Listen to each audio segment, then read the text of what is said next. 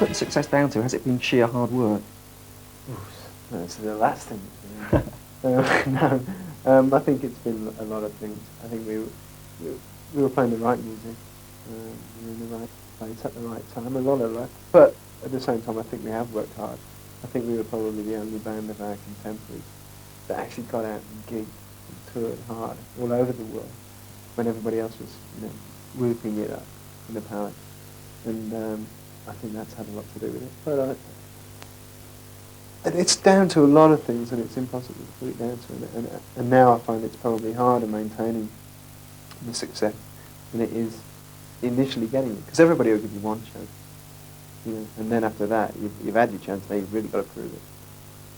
Yeah, I mentioned the speed of your success there, but in fact you've been together since about 1978 when you put the band together with Nick Rhodes. Yeah, it's not as people think it's been, an overnight success, but I've been playing. I mean, Duran Duran has been in existence since 1978, I think.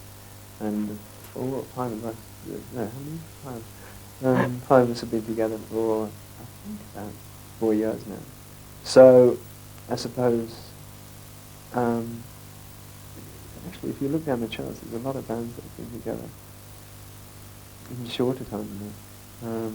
But it's been a very fast 4 years. We haven't really stood still, and I think that's really wise. Right, going back to 78 though, what were the sort of thoughts that were going through your head at that time? I mean, did you have any early ideas for the band? We've always been very confident. It's been the one thing we've never lacked in. And I'd never put that down to arrogance. I just always believe that if you don't have confidence in yourself or the music that you're making, then nobody is. How are you going to convince a record company to sign you? If you've lots of money, how are you going to convince kids to buy your records if you don't believe that what you're doing is good? So you were sort of holed up in Birmingham in those days. Was it difficult to kind of break out of that area and actually gain attention on a more massive scale? We found a certain independence in Birmingham that was nice, and when everybody was jumping on, say, Spandau Ballet and Steve's going every week in the music papers, it was what they were doing in the next move. And this is very early on, and we were sort of able to mature a little bit more in Birmingham because people never went to Birmingham, and there wasn't even a reviewer of the music magazines there. So it was a lot easier, I think, and it developed as a sense of independence. And being provincial boys, it's always a little bit more difficult. Yeah, and being provincial boys, have you found it difficult maybe to cope with this success that's been No, done? I find it a lot easier actually, because we've become a very tight unit within ourselves, and we don't sort of have to rely on a gaggle of friends around us. So that the five of us and our management and whatever are much tighter within ourselves because we've had to withdraw. So I think it's been easy. Now, John, you're just back from the US where Duran Duran had been on tour. Was it as good as we heard about? It depends how good it was, but it was great actually. It was. It's very strange because the last time we'd been in the States we were playing 30 people in sleazy, rat-infested cellars, and this time we were playing for 15,000 people most times. And it's great. It was, things like Madison Square Garden. As a kid I followed music, rock and roll fans for years and years, and Madison Square Garden was the pinnacle. And to go in there and sell out 2 nights, it was fab. Were you surprised by the response then? Because at times it seemed to be bordering on like Beatlemania. Yeah.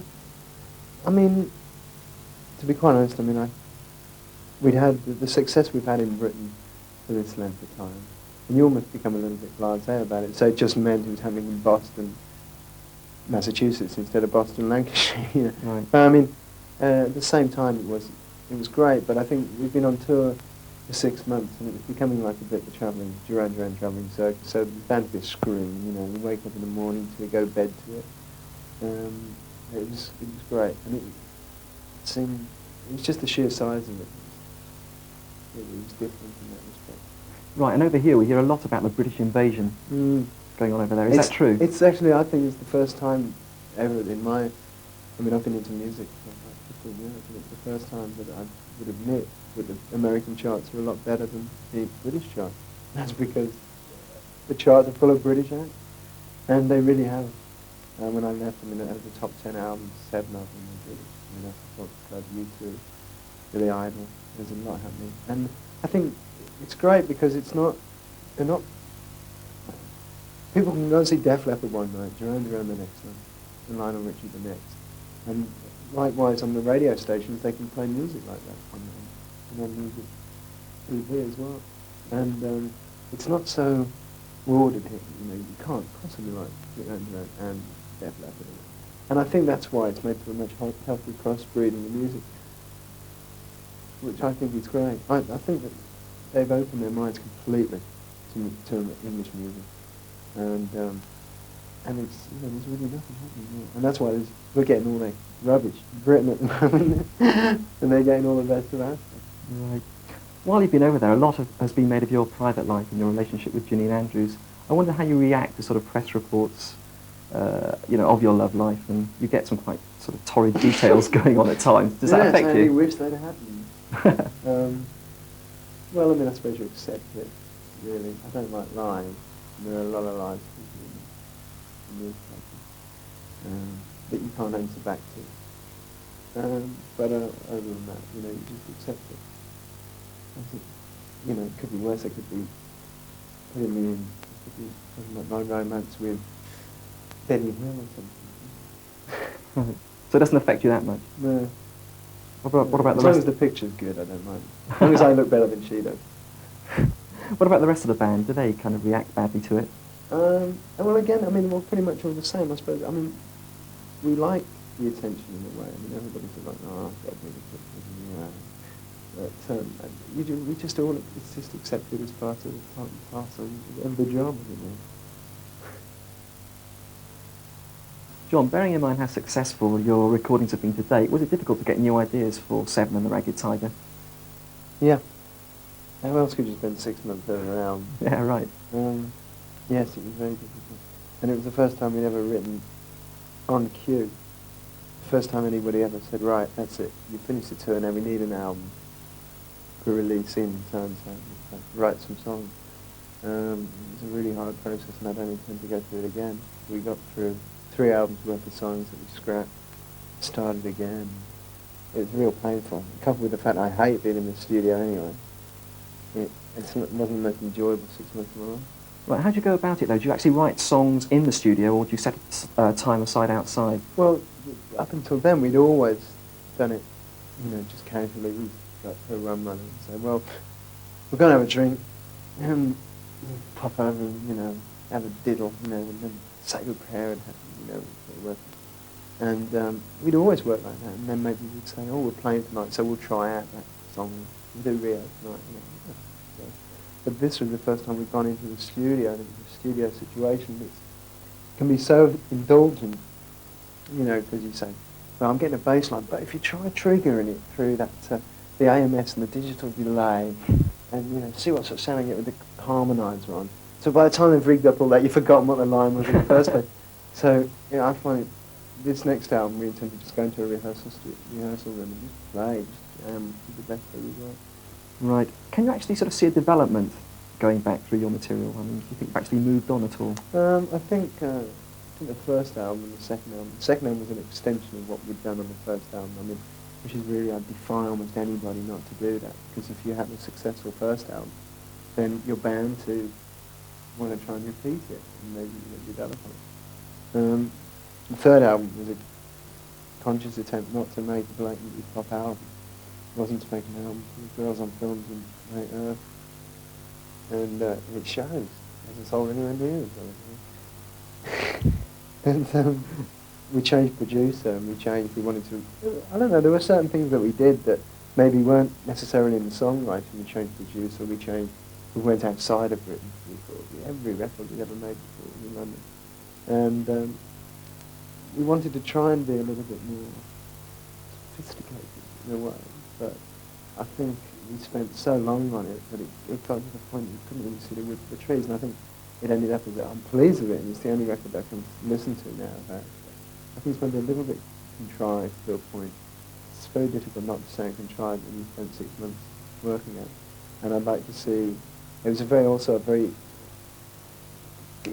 keyboard-orientated album in a way. It's a very effect-orientated album, and I'd like to see personally for the next album maybe a little return to a bit more rawish, which was always more about what the band was about, sort of something like the Wolf Careless Memory, sort of harder edge to the sound. Right, and in keeping with that, is that why you've actually teamed up with Nile Rodgers of Chic? Well, not much is actually, probably people thinking it's been very, very smooth. In actual fact, I think the reflex is one of the hardest things that we've done. And that was actually a funny turnaround, because when we first talked about what we wanted the group to sound like, the old, much quoted cross between the New York Dolls and Chic, and it was originally sort of, what do you do? Chic organisation, failing that Georgie on the road, no, your mind didn't really stretch for that. And so it was nice in a way that we came a full circle now, and what were influences are now working with us, and what's more, Niall is totally into the band. And it's not just like he's working with us because we're paying him well, because we don't pay him well at all. In fact, I don't think he's got the money for it.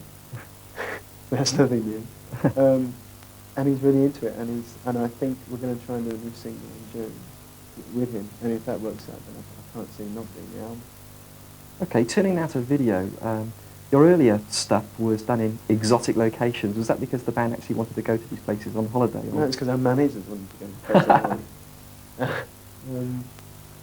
It was, I think at the time it definitely worked. We were lucky to be working with Russell Mulcahy, the director, who I think is by far and away the best. And the whole idea of taking it out of, everybody was working out of St John's Wood, in the same studio, but they were just painting the backdrop a different colour every time. And so there was, Ultravox, Vienna, it was obvious that there was a lot more to go outside of the studio situation. And it was funny, really, in that what we did in Sri Lanka and the way we were represented as Ever Player, and we did it in MTV with Rio, really didn't represent the band at all. It didn't really represent what we were like as people. And so even now, people go, oh, still flying around on yachts, are we? And I hate yachts, And it's like sort of, my name is Rio. And it literally was like that. I mean, we were sort of, no, not another take. And I managed to be, but chaps, this is the image, And we're thinking, well, I don't know. Now we had this jet-setting sort of image, and we were thinking, well, it's not really. I think Nick can't stand the sun. It's bringing out in dimple. And so I think that was what was nice about doing the reflex, was that actually it's brought the whole thing a full circle round, and it proves that it's conceptually, visually, it's hopefully great aesthetically to look at. It works really well. We don't need to go out of the confines of the group to make a visually good-looking video. But at the same time, we're showing that we do sweat, we do work. And I think it was a result of having spent 6 months on an album, 5 months on tour, maybe 2 weeks doing videos, and people are still, all they talk about is the videos. I think there's something going wrong here, there's a lack of priority. And so that was what I was pleased with the replay. And also it was enabling us to use the video screen above the stage, which we'd taken out on tour. We'd used at Wembley, and we took it out, we developed it and used it in the States. And it, in a way, it became a whole thing there, so I was really pleased with that. Yeah, you mentioned that critics have picked up maybe on this sort of self-indulgent tag. That probably reached a peak when you made the New Moon on Monday, kind of mini epic. Yeah, and really I can't stand it. And that was a mistake. New Moon on Monday. It was funny. I actually think it was one of our best songs. And it was the only single. Is there anything we'd ever done in the studio, and all 5 of us is the demo? Well, if there isn't a number one, I don't know what is. And actually, it was the lowest selling single we've had since Planet Earth, since Careless Memories. And I think, as you say, I think we did hit that point. And now I think we're trying to, desperately running around, trying to make people realise, hey, hang on a second, we haven't got our heads haven't gone up our bums, we're still trying to do that. Right, one of the things I think Duran... But at least I don't think it has. What was I going to say? Yeah, one of the things I think Duran Duran have done very well is to kind of promote the group as a democracy. You've no real leader, if you like. Yeah. Has that been difficult, though? Because you must have 5 very big egos going on Oh, in we there. have it. I think, actually, that if there's one single... I mean, we were talking about this earlier. If there is one single reason why Duran Duran is successful, is that it's a group and there's no other groups about it. And I think there's 5 shared responsibilities within the band, which works on 2 levels. If one ego gets too big, it gets 5 pairs of friends. Oh yeah, get down. And if somebody gets a little bit sort of, I don't know what I can handle this anymore. We've got 4 shoulders. to pick you up, and it works both ways and fabulously well. And also, you know, there's not many bands that any one member of the group to do an interview and speak for the group. I mean, we all have our little idiosyncrasies, but maybe if Nick had been sitting here, he'd say, no, I want the next album to be more synthesizer based. You know, if Andy was here, he'd say, I don't want any synthesizers on the album. So it varies on that, but I think that's why the group works, and it's not difficult at all. In fact, the group are probably closer together now than we ever have been. Really? Is it difficult to kind of reach decisions on a group basis? Yeah, very difficult, but we do have the democracy thing goes absolutely so far as if 3 people say yes, even if the other 2 are vehemently against it, it's no argument. It's 3 to 2, Gab, unless I'm on the 2, in which case we talk about it. No, but if it's 3 to 2, then it's... And we do make decisions very, very quickly when there's the 5 of us. We find there's a lot of people around us that may, you're supposed to be doing that, aren't you? When the 5 of us are together, if we have to make a decision, we can do it like that. Mm.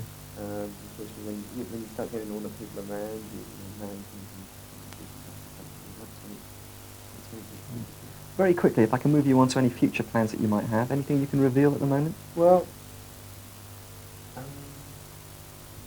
Is it in the diary? no, we're going to be working on a new cinema hopefully. We've got 1 hour stage show. It's like an extension of the replay that we've got to work on. We've got to overdub all the bum notes to actually play it.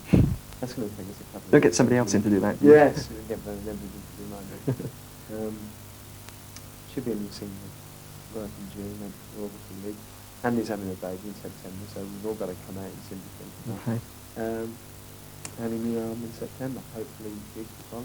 So you're still going to stay very busy. Yes, yeah.